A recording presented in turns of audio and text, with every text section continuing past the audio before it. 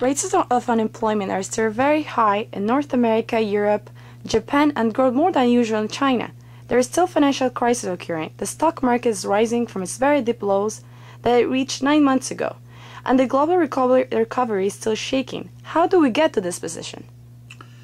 Well, you're quite right to point out that unemployment globally is much higher than normal.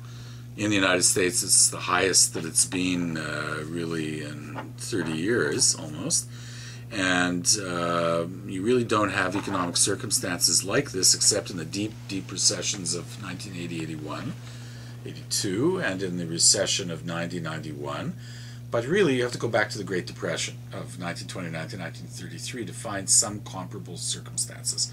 This is not a severe crisis as the Great Depression, but it's the next best thing, or the next worst thing. It's very close to the circumstances of that era. Unemployment in the United States, really, if you add in discouraged workers, those people who would like to work full-time but who can only find part-time jobs, those people who are so-called marginally attached to the workforce are discouraged and given up looking for work because they don't think there are jobs. You add all these people together to the official unemployment rate and you get an unemployment rate of over 17%. That's very high indeed. And really those are depression-style rates of unemployment.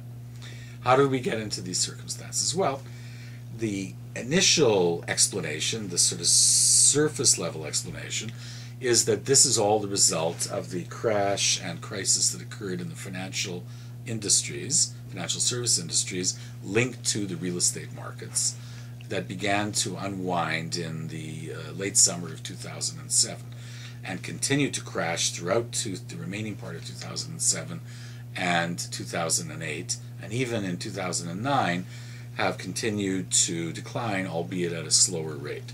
So there was a kind of financial bubble in real estate and in all the financial derivative products associated with real estate. These would be collateralized debt obligations. These would be certificates that were based on the underlying subprime real estate itself. These would be asset-backed securities, a whole variety of derivative products, including credit default swaps, which are a form of insurance taken out on many of these derivative products. And all of these products essentially failed during the real estate crisis that's taken place. Why did they fail? Well, they failed really because the whole financial industry had overinvested in subprime real estate. Real estate that was given through excessively easy mortgages to people who really couldn't afford the homes that they were buying. And the financial real estate market had bid up the price of homes in a kind of bubble-like fashion so that they were unrealistic prices. And so you, in such circumstances, when the mortgage holders no longer can pay the mortgage, these mortgages fail, and the credit derivatives written on them fail as well. And the people who get left holding the bag, who bought the products, the financial derivatives, without truly understanding how risky they were, they suffer major losses. Of course, the losses were so enormous that they destroyed a number of Wall Street investment banks. So we had the famous failure of Lehman Brothers, the forced sale of Bear Stearns, the conversion of Goldman Sachs from an investment bank to a normal commercial bank, the merging of other banks, and the bankruptcy of a number of banks across the United States and in Europe itself.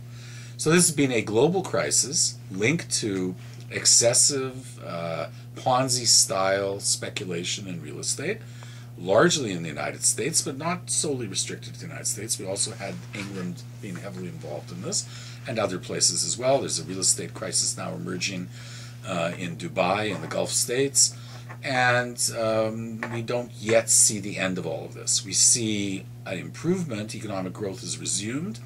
The technical recession is over, but unemployment remains still very, very high. So that's one explanation at that surface level. But of course, to really understand what's happened, you have to go beyond the surface level explanation. And you have to look at how such circumstances became possible. What facilitated the rise of a speculative bubble in real estate?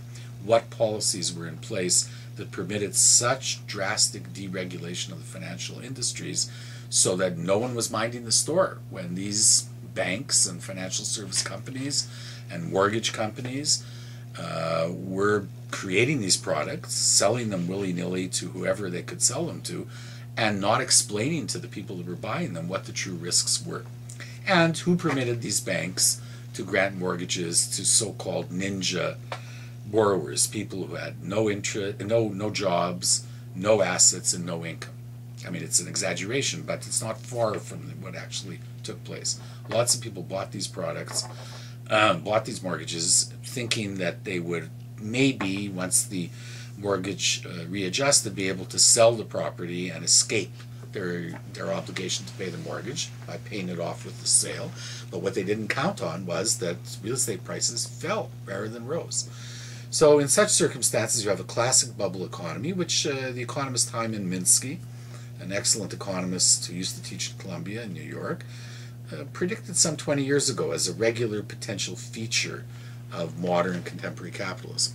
The era, though, that ushered all of this in was the era of Ronald Reagan, Margaret Thatcher, and here in Canada, Brian Mulroney, and the so-called neoconservatives or neoliberals who believed that the state and its intervention and regulation over the economy had to be drastically reduced. They were resolutely anti-Keynesian in their thinking.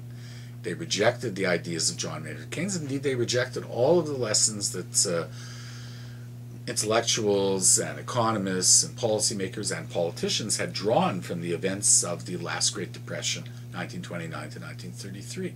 So, for example, President Clinton, even, who was, of course, a Democrat, he was in charge when the United States got rid of the Glass-Steagall Act, which is an act that originally was brought in during and after the Great Depression, which separated out quite clearly and quite concretely investment banking and speculation on the stock markets from ordinary commercial banking.